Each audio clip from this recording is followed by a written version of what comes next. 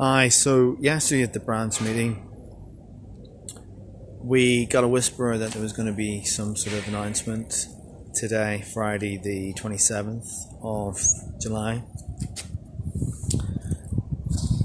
for which most of us had no idea of what was planned.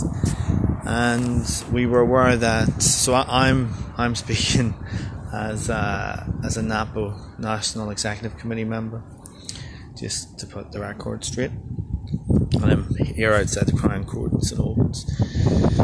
Nothing like getting the right background, if you can just get the cameraman to work. So we were aware that the NPS staff were going to have a briefing telephone conference this morning about some announcement that nobody was really able to talk about. I have to say I was totally knocked down by what I saw on someone's computer screen this morning, informing me that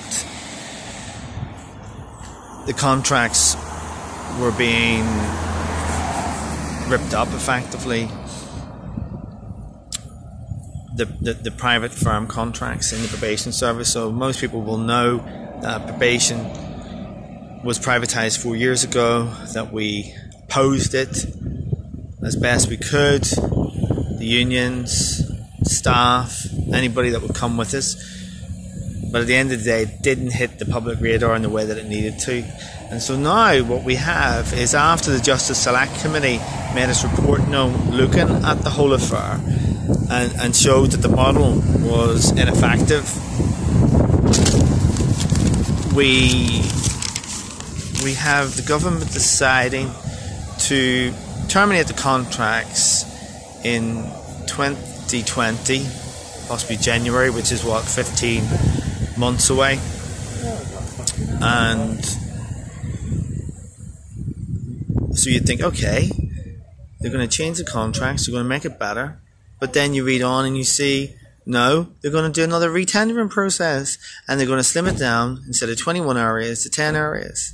And the point is, there are only 8 employers that are running the 21 areas anyway. So to slim it down to 10, and some of the stuff I read today, even the private companies appear to be welcoming this news, partly because in addition to the 250 million which they were already given, they're being given another 192 million. Now, come on people, taxpayers, whoever, why would you pay more money to a service that's not delivering? I just don't get this. It seems to me almost like the private companies managed to persuade the government that to keep the thing afloat, rip up the contracts, set out new terms, and in it they would get another chance to make their businesses work. Well, I didn't think that was the way businesses worked. It failed. It's failed after 4 years. That's it.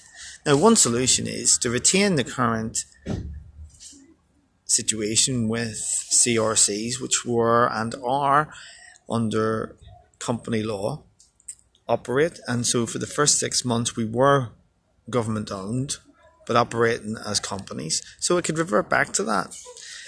I mean, the whole point of this process was that the previous probation services was said could not do what was wanted on the current budget, but the private sector could.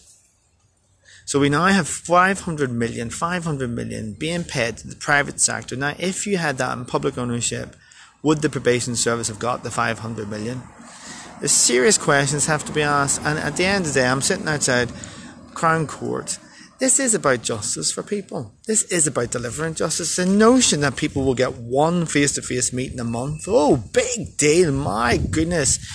People should be getting weekly appointments that are meaningful appointments that help them change their lives and turn things around, to go from a place where they ended up in a police cell to a place where they're constructively contributing to society. So we really need to look at what is going on and call our MPs to account in relation to the government, because otherwise this is a fallacy. It's shameful, really. So there we go.